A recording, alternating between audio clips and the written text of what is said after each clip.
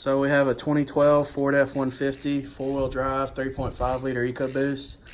And we're currently replacing the independent wheel ends with RCV's Axle IWE Eliminator kit.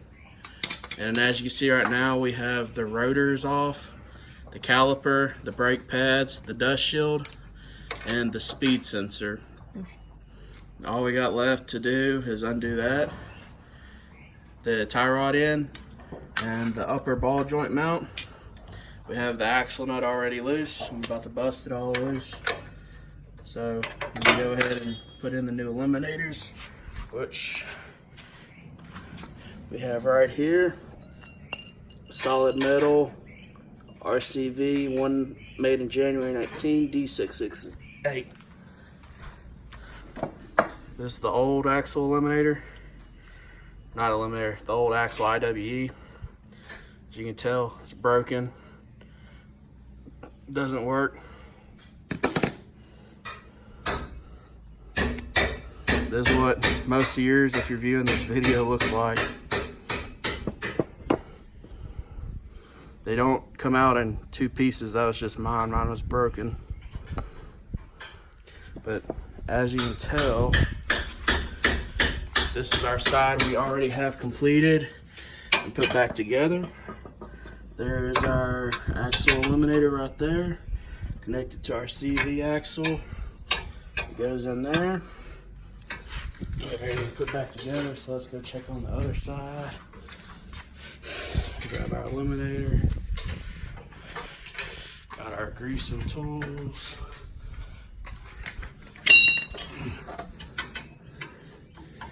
Looking at 13/16 for the tie rod and the upper ball joint. And we're not really doing a big tool list or a detailed description. Oh no. We've seen two videos.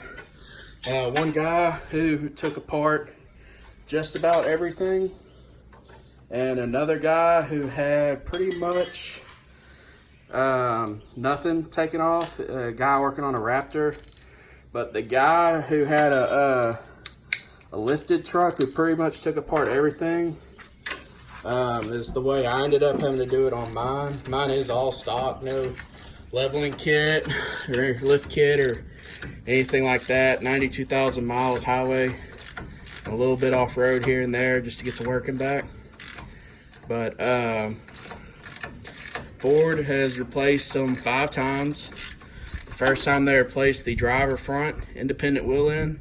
The second time they replaced both the driver and passenger. The third time they replaced the driver, the passenger, and the solenoid. The fourth time they replaced the driver, the passenger, the solenoid, and the wheel, or the hose. And the fifth time they replaced the whole system. And I still have grinding hubs. And I still have four-wheel drive problems. So RCV came out with this kit, and I bought it because it's a solid spline drive kit. I bought a couple things from RCV for Jeeps and stuff, and it never failed me yet. I'm betting this one either.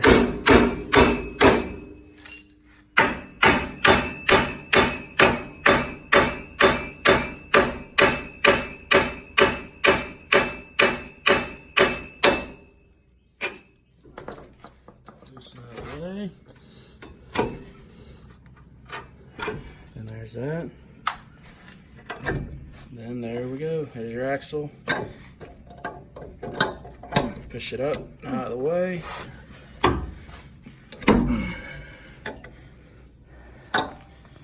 This one, I probably should have showed y'all the other side. This one's a lot nicer than the other side. The other side was way worse. The other side came apart in 2 pieces, and everything was burnt on it. I mean, you could smell it burnt just by standing by the truck. And I mean, every time I brought it to Ford, they said, oh yeah, we fixed the problem, and these things don't last but 100 or 200 miles and they start messing up again. But what he's taking apart right now is the actual independent wheel end. Now keep in mind, this is a 2012. It's I think they changed it 14 with the different shock mount, but pretty much it stayed the same. It's the same concept. Yeah. but I'm curious to see how many parts this piece comes out with. This is the one we always have problems with. The other one, not really. Well, here in a few minutes, we're about to show you. For a few seconds, actually. Let's get this last bolt. Yep. Once you pull the CV axle out, don't mess with the hub, because the hub bearings inside, once you mess them out or if they fall out of place, you're probably better off just buying a new hub. So Yep. whatever you do, make sure you don't mess with them. Disturb them, really. Alright, last one. Alright. Oh, it come apart. Yeah, it looks like it did. And see, this is what we're talking about. See, this is one piece. It's supposed to come out in one piece, but he has the other piece right here. This, of course, came apart in two pieces. They're both broke. I knew they were. But, I mean, when you look at it, you can tell they're actually broke in the same spot, too. Right there, where it's missing that part of the ring. I mean, this is all plastic junk from Ford. I mean, Ford's the only one that does it backwards with air and vacuums, and I mean, I've had them replaced 5 times. They're not worth it. I think I paid $229 shipped for my RCV kit, and I can tell you right now, without messing with it, it's already worth it. There's the CV axle, what it looks like. That's the inside. You can tell it's pretty nasty because the CV axle with the IWE trying to lock in, tear everything up. It ripped most of the teeth out of the IWE. And I got some rags here. We're about to clean it up because we're going to go to put the new IWE eliminator in. We don't want nothing to foul up or get metal in it where it doesn't go all the way together in. Let me go get some rags. Actually, right here. And the reason I'm making this video is because, one, a lot of people are having these troubles, and a lot of people freak out about it. But, I mean, you only have 2 options, really. You can continue to try and fight the problem, which is what I tried to do for about 2 years. And I've had mine in the shop 5 times for it. And, mine's got 92,000 miles, like I said, little to no off-road, just to get to work back and forth. And I think it froze once because I'm in Southeast Texas, and I drove in 4-wheel drive there. But pretty much, I mean, your only choices are to fight it or to eliminate it. And, you know, Ford, they did a good job of screwing you into this situation. But luckily RCV's there to bail you out. But like I said, the reason mainly making it is so people know just how far you have to go in depth with it. Because one guy, like I said, I mean, he undid the bare minimum and just pulled the knuckle, but that was on a Raptor. And the other guy, I think he had a 6-inch lift on his, and he undid pretty much everything. And right now we're using some good old lithium grease, getting everything greased up, ready to shove it back in together. But we have discovered that yes, you do pretty much have to take off just about everything. And want to make the video and see, because I mean, there's only 2 videos on the IWE eliminators themselves, and nobody really, one video is in good depth, which is the one that has everything already done, and the other one is not in good high quality.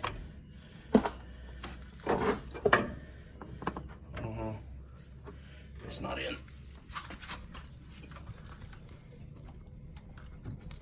There we go.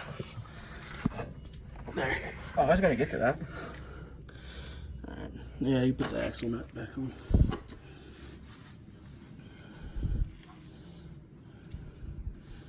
Just listen for the squish of the grease together. That's when you know you just about got it. This axle nut here, when you're taking it apart, be gentle with it. You don't need a huge, humongous breaker bar or anything. Mine were actually loose. And you torque them to 20 foot-pounds of torque. So, I mean, there's literally nothing almost. But As you can see right here, same look as the other side. It's our axle eliminator. That way, my hubs, my axles, my front drive line, everything will continuously spin. Yes, I know it puts more wear and tear on stuff, but at the same time, I do have a platinum warranty on it. And another point that I can't afford to not be out four-wheel drive in some of the situations I've been in. So I'd rather have this done instead of hoping to God my vacuum works on my truck to where I can get out of a sticky situation. Anyways, upper ball joint 85, lower tie rod is 85, axle nut 20, and then the old IWE, which is one of them's right here, and there's the pieces to the other one. Those, I mean, I guess you can put them in the box and throw them away. The little bitty screws, I just put them in a plastic bag. You don't worry about them. Shouldn't be needing those ever again.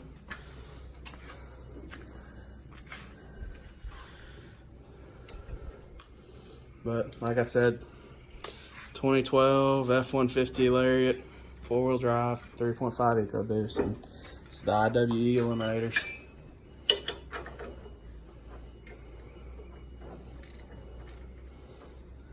No, we don't have a huge snap-on toolbox or plethora of tools here, so we're making do with what we got. So if anybody's like, oh my God, you know, look at the tools they're using. No, we make it happen. It's not pretty, but we can do it.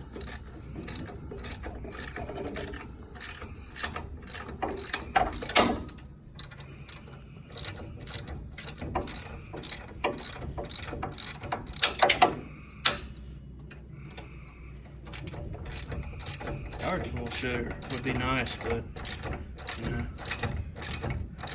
poor man once said, why pay for power when you got hands?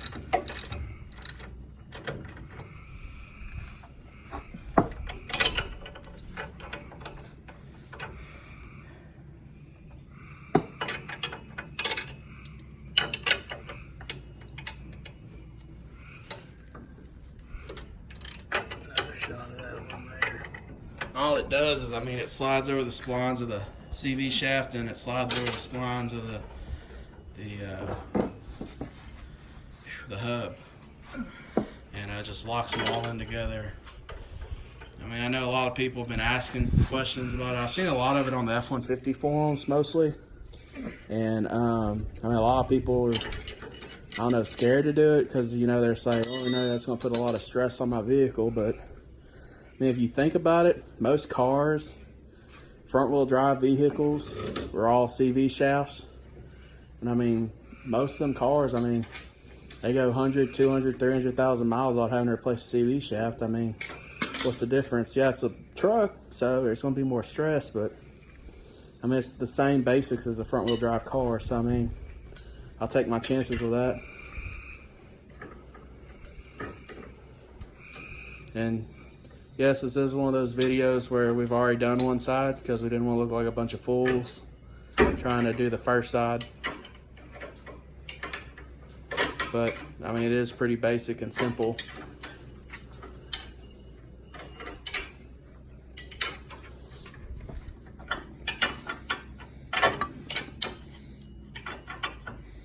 Now, the one thing I've never seen anyone mention in these videos is what to do about the vacuum hoses. Now, come over here to the side it's already done. The reason it's missing a wheel is because this is the hose. One of them is a vent line, the other one is vacuum.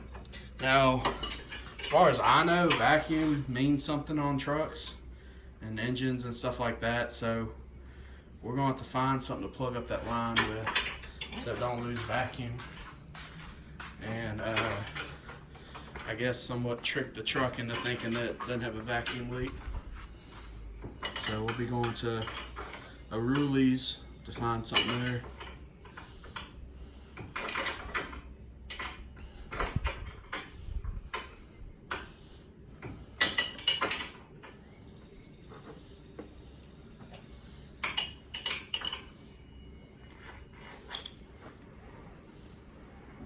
Maybe this will be one of those good days to invest in an air-conditioned shop. One of these days we will. Yeah. One of these days. Maybe when I build mine, I'll put air conditioning in it. Yeah, and I'll be working in it too. Yeah, probably all will. Oh yeah. Okay. Let's see.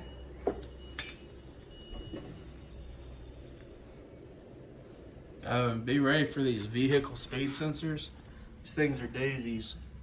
The little nuts, Allen head, and or like an Allen head fits into it, a hex head. It's That's what you see right here. it's a 3/16 Allen. Yeah, it's a 3/16 Allen. That's what you're gonna need. And I've heard a lot of people say they break easy, or they're seized up, or something like that. I don't know what one of them costs, but I'm just glad I don't have to buy one. But 3/16 3/16 Allen head for that.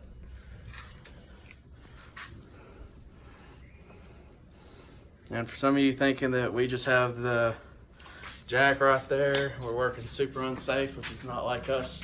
So safety is our #1 priority. Because OSHA. OSHA loves us.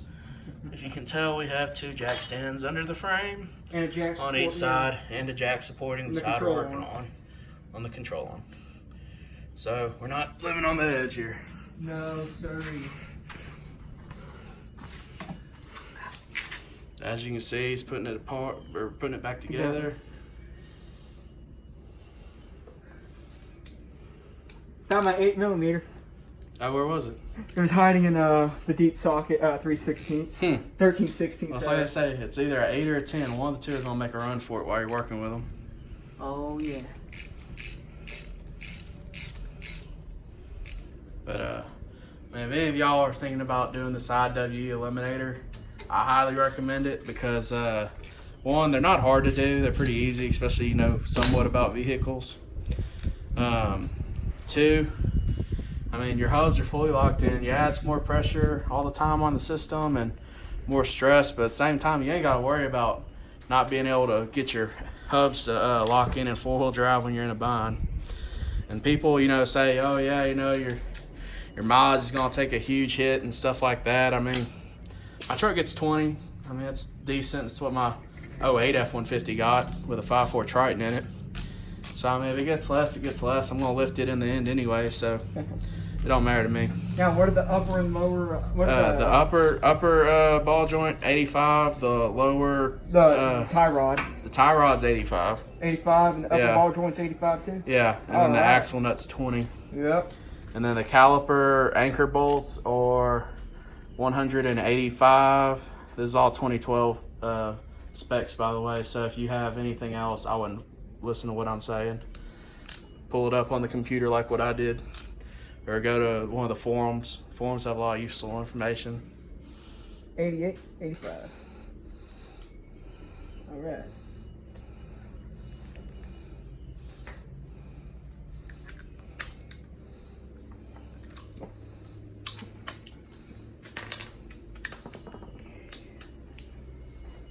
Man, is that a bird or your stomach? Bird. I think it's my stomach. Hungry. Once we go to Riley's to get those vent tube plugs, we'll grab something to eat then. Yeah, what's that new Craftsman torque wrench click? $17. Got it from Craftsman itself. Helps if you have save your waypoints. Not saying anything, but it helped me.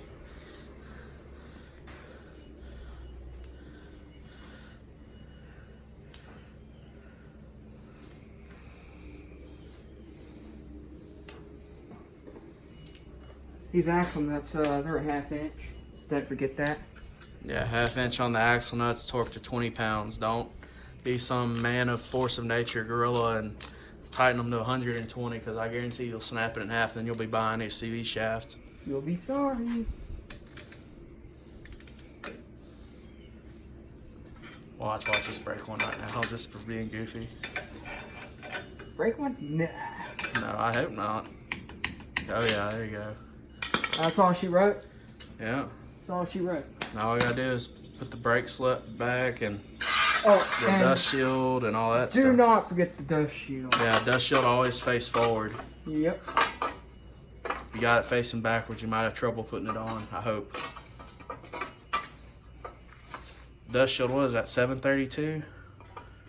Or 8mm? Yeah. Just to be sure, just to give y'all an example. Yeah. See, It they fits, will not. but the holes are in the wrong spot. Yep. So you can't go wrong. Technically, you can't go wrong. There's somebody that's bound to drill a hole in it and make it work. Well, There's always that one guy who's There's like, that oh one no. guy. There's always that one mechanic who's Oh, a yeah. little difficult.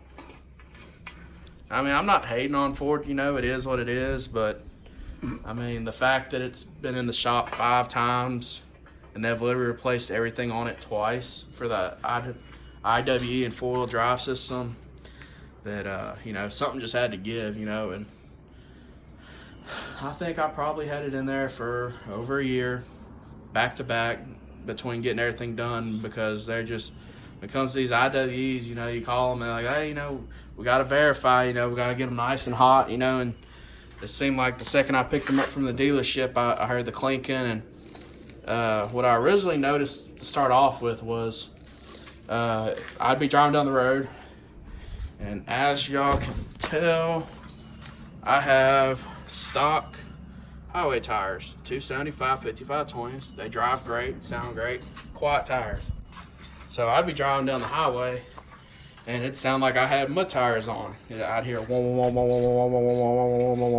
a hum, and you know, I always thought that was weird. Well, later on, I noticed when I'd slow down into town, and the engine would lose vacuum, that I'd start hearing clink, clink, clink, clink, clink, clink. You know, it sounded like a beer can was stuck in my wheel. You know, like how you used to do in the old days when you used to put cars and bicycle spokes and make noise. Well, it sounded like I had a beer can stuck in my wheel. So that's when I first took it, you know, and I found out it was the IWEs. And this last time, which is what we're doing now, we're doing the IWE eliminators. It sounded like I had a beer can stuck, but all of a sudden the noise would disappear, and all of a sudden you'd hear one really loud pop. And that's from the hubs. They're both broken. Not the hubs broken, but the IWEs. And it always make the noise. It always make the clanking, no matter what Ford did. And what I always found is if you just put it in a 4-wheel drive auto, the clicking noise will go away, the humming will go away. And I mean, it'll sound quieter, it'll feel quieter. Actually, it drove better to me in 4-wheel drive auto with the hubs aired up and everything. But I mean, as you can tell, it's not that hard of a process. There you go, you see how it fits in. See now, when the hub turns, everything turns. But like I said, I'd always put in 4-wheel drive auto.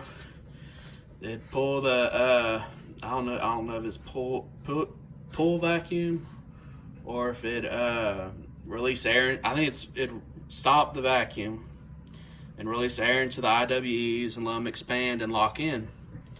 And it always make the noise go away. Well, time after time again, like I said, it just kept breaking and kept having them replaced. And so now I got full metal sleeves. I don't have to worry about it no more.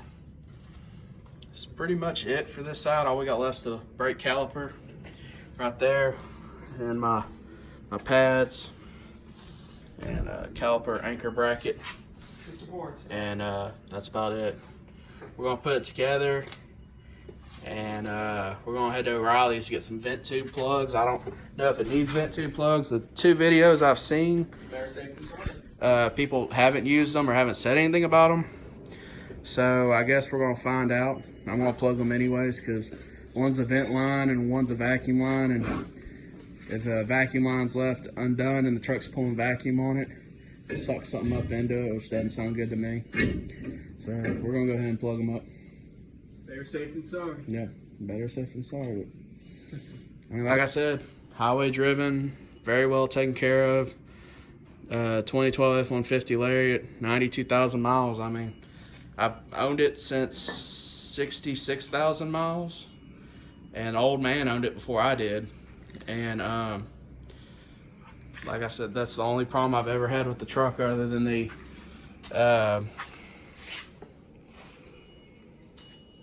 turn power saver battery. Yeah. Turn off my truck real quick. It's got electric power steering, so I had to turn it on so we can turn the wheel left and right. But I mean, it's been a good truck. I've had it for 3 years. Like I said, the only problem I've ever had with it was the independent wheel ends and the timing chain. I had the timing chain replaced 10,000 miles ago, and I haven't had a single problem with it. Great truck. Love my AC seats. I love my heated seats. I love all my towing stuff. Don't love Ford's IWEs. They're junk. And like I said, show you them one more time. I mean, I don't have any new ones to show you, of course, but I mean, this is what one of them looks like. This is what the other looks like. And like I said, on both of them, they're both broken. You can see right there where it's missing the end of that ring.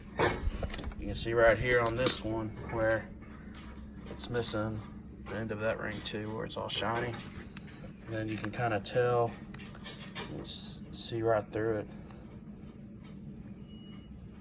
But I mean, it's just all plastic, it's all junk. And I mean, the way that I've come to understand it from the forums is there's 3 ways to get this problem. There's a check valve, there's lines, there's the IWEs, and actually there's 4 ways. The 4th one's a solenoid. But most people, from what I understand, is it's either a check valve or a solenoid. Most times the IWEs just never go bad. But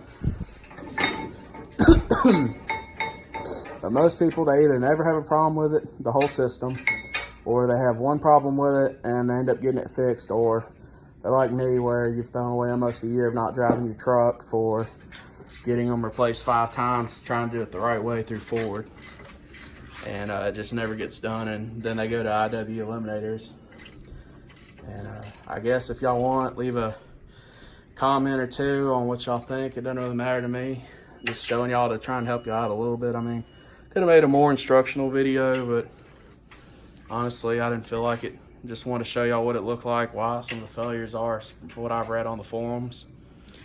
And I mean, if y'all want me to show an update, I mean, I drive my truck quite a bit. I mean, nowhere close to 10,000 a year or anything like that, but I mean, I can give y'all an update on what it's like driving, if there's any actual mileage decrease or anything. I'm sure there's not going to be. But and like I said, if y'all want, leave a comment, and I'll leave y'all an update video a while back, or not a while back, but in the future, and let y'all know what I think. If there's anything wrong, if something's gone bad, or if I've had to take it to a shop to have something else fixed, which I don't really have a shop. I just have this guy. He's more of a shop than I need. But anyways, that's pretty much it. I'm gonna shut it down because we gotta go to O'Reilly's and get plugs. But like I said, like, comment, and if y'all want to see anything else, you know, leave a comment about what y'all want to see. And I mean, I'll try and help y'all as much as possible. I mean, I haven't done a million of these. I haven't even done one of these, but I mean, this is my first one, and I've unplugged the lines before. That's another thing you can do to stop it kind of semi-permanently. Just unplug the lines and leave the actuators fully aired up. A bunch of people are doing that too. Me personally, like I said, and I keep saying, I preach it really, is the actuators are plastic. I mean, as you can tell, there's, I mean, that's all the teeth. That's one actuator. This is another one right here. That's all the teeth that are left in these things. You can tell there's no more teeth left in them to engage on the other end. So I mean, yeah, you can ride around on them unplugged, but I mean, it's just a halfway fix to the problem, because I mean, they're still plastic, they're still gonna break. Here we are torquing everything down, getting the good old 185 on the anchor brackets. Red Loctite. But y'all need anything, just comment, and I'll update y'all what I think, how it draws and everything like that. I mean, me personally, I've driven it where the hubs are aired up and everything, and my air hose is unplugged, and I mean, it drove better in my opinion. I felt like I had more control over it. But like I said, 2012 F150 4x4 EcoBoost Lariat. And like, comment, let me know what you need. Thanks.